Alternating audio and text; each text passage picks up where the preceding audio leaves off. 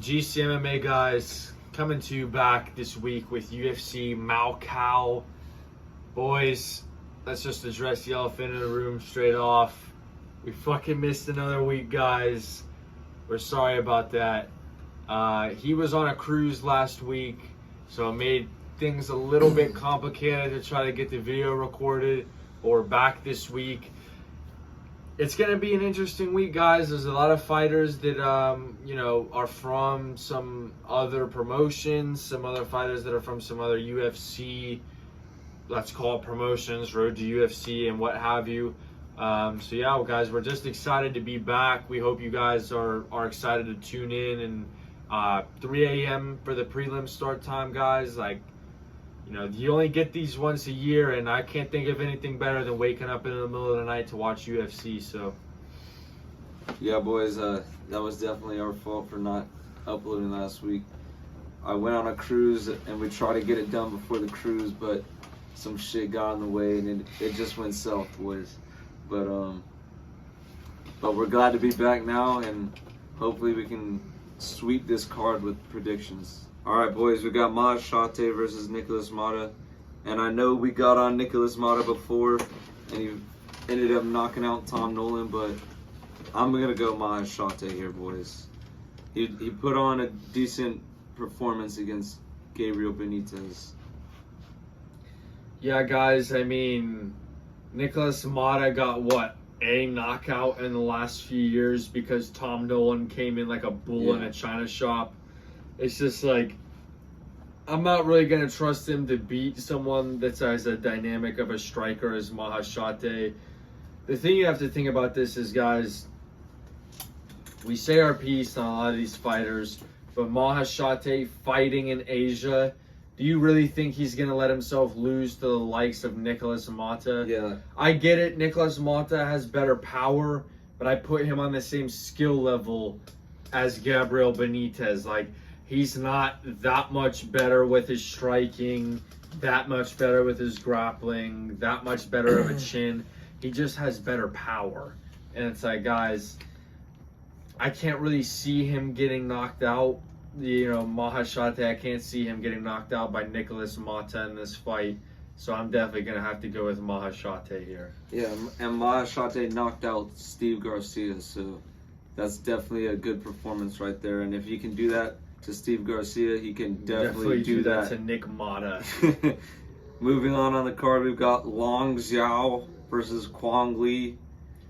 And Kwang Lee was a guy who came on, he made his debut on short notice against Chris Gutierrez. He put up a decent fight, but he lost. But that's more than I can say about Long Zhao, who lost a split decision to Chong Ho Lee. Yeah, guys, I'm going to go with, what's his name? Kwang Lee. Yeah, I'm going to go with Kwang Lee, boys. I fucked with his energy going into the Chris Gutierrez fight, saying it was going to be a first-round knockout. He didn't do that, obviously, but he still had the energy going into the fight. He still made it competitive with a top 15 in his debut, so, I can definitely trust him. If they're kind of on an even playing field with the one dude losing to a dude who was on road to UFC, other dude who lost his debut to a top 15 contender. They're kind of on equal playing field. I can definitely trust Kwang Lee to get the W. Yeah, he showed a lot of heart in that fight, and he showed that he could be good on the ground and defend himself on the ground and keep up with his striking. So I think he can take Long Zhao out of there. Yeah, because, guys, Chris Gutierrez is not the greatest fighter, but he does have a lot of output, leg kicks, striking. And for Kwang Lee on his debut, whether or not he wins or loses the fight, he didn't get finished, right? Frankie Edgar got finished in the first round. So this guy's coming in on a debut and not getting finished by a top 15 contender. I'm definitely willing to back this guy. Yeah, I hope he pulls it off. But moving on, we've got Loner Kavanaugh versus Jose Ocho. I'm going Kavanaugh, boys. He fucked up that one guy on the Contender Series. That was one of the best performances on the whole thing, to be honest. And he's coming into the UFC with a lot of hype. And this Jose Ochoa guy, I don't really know where he's from. LFA. He's 7-0. I mean, they're both 7-0. That he finishes people too. But what I've seen of Loner Kavanaugh, I think he can pull it off. Yeah, boys. I don't think that, it's not something to sweep under the rug when you get in a It's nothing to sweep under the rug when you get an impressive performance on the Contender Series. I mean, everybody on that show is not an easy night out. And for Kavanaugh to have gotten the performance that he did, I would say that these guys are pretty even, never fighting in the UFC, but Kavanaugh is just like a step above because, I mean, let's be honest, guys. The Contender Series is like a AAA or like junior division of the UFC, which I think is more than you can say about fucking LFA. Yeah. The people who come on Contender Series, all of them are fighting their absolute heart out because they're trying to get into the biggest organization of the world. Like, no one's going in there and just giving up and being a bitch and a coward. Like, they're going in there to go to war. So, getting a performance out like that, I think he can get it down here, boys. Dude, look at this guy's fucking name. Niam Jargal, 2-minute Dimbarev. Dude, wait It's a Russian Asian guy. Wait, What? we might have to... Dude, hold on. Over Carlos Hernandez. Next fight on the card, we got Carlos Hernandez versus Niam Jargal, 2-minute Dimbarev. Some guy from Kazakhstan or Mongolia. This fucking Mongolian guy, he's 8-0, and he's submitting a bunch of people on. I'm taking the Mongolian guy. Yeah, and he's an Carlos underdog. Hernandez. We learned with people like Mitek Oroblai, like these people from these far off lands in Asia with these weird names, they come in here and fuck shit up. So I'm definitely taking this guy at plus money. They do one thing all day, every day, and that is fucking fight and get tougher and tougher. Carlos Hernandez, he's been in the UFC. He's had a couple fights. He's fucking 2-3. I can't really, trust that. I get that the other guy may not have as much experience, maybe on the come up, but I mean, guys, come on. There's a difference between a guy you're backing who hasn't got a shot yet versus a guy who's had a shot and has completely fallen under the fucking benchmark in Carlos Hernandez, and I cannot go with him. I'm going with the Mongolian guy. Carlos Hernandez was never even that good to begin with. As long as it's not the Mongolian murderer, I'll go with anybody from fucking Mongolia. Yeah, this guy's nickname is the Art of Knockout. I'm definitely gonna ride with this. He guy. better run that. Yeah, he better fuck Carlos Hernandez up. Next up, we got, oh my god, Kiru Sahota versus Donghu Choi. Guys, how the fuck do we predict this? What even is, like, all right, hold on. These guys are both even, both never fought in the UFC. Let's just go based off the picture. I'm going Dong Hoon Choi, boys. Are you kidding me? I'm going Dong He has Hoon a Choi. belt, and the other dude has a mouthpiece hanging off his ear. Looking like he just got done, like, performing a song or some shit. Yeah, with the stars in the background. Dun, ding, dun, dun, dun, da. Like on a cruise or something. Yeah. You kidding me? All right, next up, we got Su Young Yu versus Balgin Junusuli. All right, pictures again, I guess. All right. Wait. The records 13 and 3. The records, they're irrelevant. Okay, I'm going this. Su Young. I'm Whatever going the hell. Su Young. What's his name? Yu Jitsu. Okay, I'm going with that guy. All right, yeah. That guy might come in here and fuck shit up. All right. Finally, some people we know. Some people we fucking know. First fight on the main card, we've got Ozzy Diaz versus Mingyang Zong. I'll go with Ming Yang, boys. Are you kidding me? Mingyang Zong's about to show out. I get it. He hasn't had the best, I can't say best. He has not had the most performances in the UFC. But what he has shown is that he has knockout power. And guys, this is no disrespect to anybody. Asians are just not the biggest human beings on earth. And when you have a 205-pound, big-ass fucking Chinese dude who's knocking people out and shit. You gotta pick Yeah. him, boys, because he's like a fucking freak of nature inside of the UFC with the shit he's doing. And I can't help but fuck with him against Ozzy Diaz. What are you, Ozzy Osbourne? Mr. Crowley. If that's his walkout song, I'm gonna be on his head. Dude, if he comes out to an Ozzy Osbourne song, pull out your phone, go to the sports book and bet Ming Yang Zong first round KO. That would be so fucking ridiculous, bro. Over the mountain. He's like coming like, yeah, come on, because your name is Ozzy Diaz, boys. We're going Ming Yang Zong by KO. the Mountain Tiger. Are you kidding me, boys? All right, next up we got Volkan Ozdemir versus Carlos Ulberg. I've never picked against Carlos Ulberg, dude. and I'm not gonna do it this time. Even though Volkan Ozdemir has shown like he's getting better as a fighter and he's putting on good performances, but I just think Carlos Ulberg is just raw when it comes to like the stand-up, and I feel like he can knock out Volkan Ozdemir. This is my fate of the card, boys. I'm gonna have to go I knew against you were it, gonna guys. fade him, bro.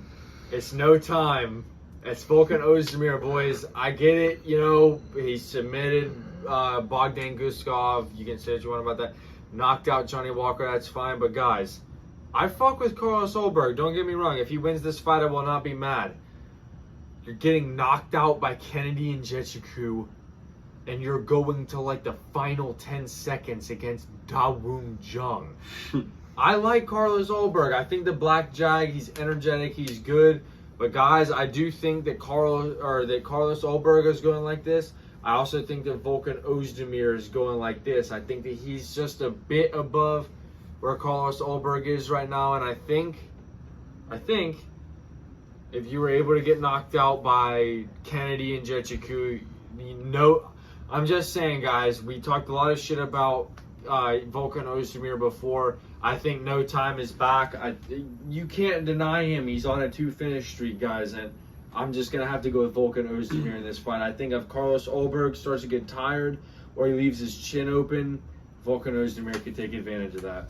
Yeah, Volkan Ozdemir is definitely like, whoever wins this fight is going to be going up there towards like the title picture. Like, this is going to catapult them. They might fight Yuri Prohaska next. Type like. This will catapult them into the title picture scene, so it should be a good fight. I do not see this going the distance at all. But Volkan Ozdemir is a pretty big underdog. That's like, the value that on Ozdemir is honestly worth the sprinkle, because either way, like, this isn't going to finish, and at this weight, the right shot, anybody's gonna go down. Like, yeah, I mean, it's light heavyweight, guys. Carlos Ulberg can put him out. Volkan can put him out. It's not like any of these guys can't be knocked out. I mean, they've both proven that in their own careers. So just tread carefully, boys, but just understand we're not seeing eye to eye on this one. All right, moving on. We've got Song Kanon versus Muslim Salikov. Boys, Muslim Salikov should not be a minus 190 favorite. Are you fucking kidding me? He got his ass kicked by Santiago Ponzinibbio. Somehow won the fight. Yeah. And guys, Song Kanon's not that bad. He's really only lost to Ian Gary, as far as I remember, which isn't a bad loss, looking back on it. He's plus 150 underdog. I could definitely see him winning this fight against Salikov. Salikov's like fucking 41 or something. Like he's okay. I don't want to say he sucks. He still has some life, but I mean, guys, come on. Are we really betting on the 41-year-old guy when you've got Song Kanon, who's like coming into his prime and at home in his own territory? Like, no fucking way, guys. Like, Muslim Salikov is gonna be like fighting like Stipe out there. Like, yeah, it's gonna be Stipe Salikov. It's gonna be embarrassing, and we're gonna be questioning ourselves why there's another old ass guy in the octagon. But moving on to the main event, we've got Peter Yan versus. That's the co-main event. Yeah, there's a women's fight. Is the co-main okay, event. never mind, guys. Main event time. It's Jen. No. Yeah, like, main event it is. The co-main is fucked, but main event is Peter Yan versus Davison Figueiredo. And I'm gonna take Peter Yan here, but I think he's way too big of a favorite. At minus 340, they have him listed.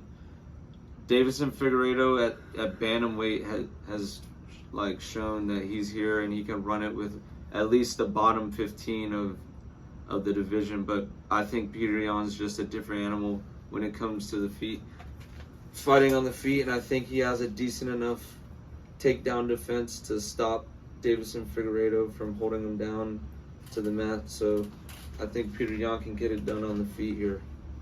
Yeah, guys, I mean, Davison Figueiredo is really no slouch. Beating Rob Font, Cody Garbrandt, and fucking Cheeto Vera does not all of a sudden mean you're the greatest bantamweight on the planet. Yeah. And I do think that Peter Yan's pretty good. He had some shitty stains on his record against Aljo, Sean O'Malley on his way up, and Marab. If you lose those, you can go ahead and you can excuse those losses, right? And all of those were pretty close, except the Marab fight. And that's not these guys have both impressed me, to be honest. Like Davison Figueiredo's coming up a weight class. I'm just saying Peter Yan's been here, done that at this weight class. He was the fucking champion, for crying out loud. This is going to be a great test for Davison Figueiredo to see if he's ready, but I just don't see him getting it done this time, boys. Yeah, and I think this should be a pretty good fight as long as nobody's they're just on the ground the entire time.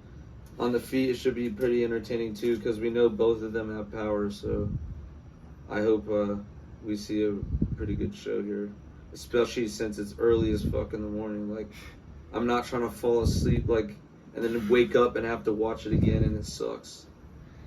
Facts, boys. We hope you guys have a good time watching this card. I get it's a little early. It might be too early to watch with your friends, boys.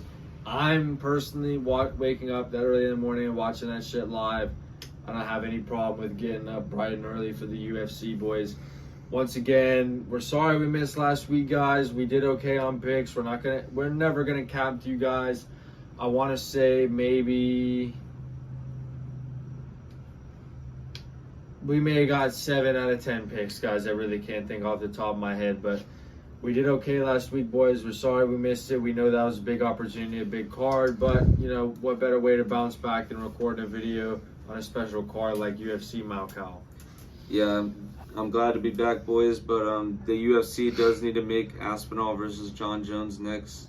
That is probably the biggest fight they can put on, and fuck John Jones. That would sell more pay-per-views than Aspinall Pereira versus Jones. I mean, really, guys? The interim champion versus the champion would sell less than a guy down a weight division against the heavyweight champion. Alex Pereira does not need to run that right now. At least do it after Aspinall and Jones is settled and he comes up and fights the winner of that, because that's what he wants to do. So they're probably going to let him do that, but just after they decide who's the actual heavyweight champion.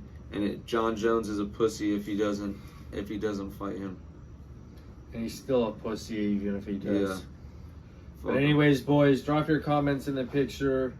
Fuck. Anyways, boys, drop your comment. Fucked her, bud. Anyways, boys, drop your predictions in the comments. We appreciate the support as always, guys. We know there was nothing last week for you guys to support. We had the one homie who reached out saying we hope we were straight. We appreciate that, bro.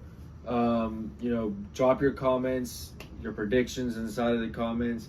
We hope you boys have a good time this card. Yes, sir. All right, that's GCMMA out. See you.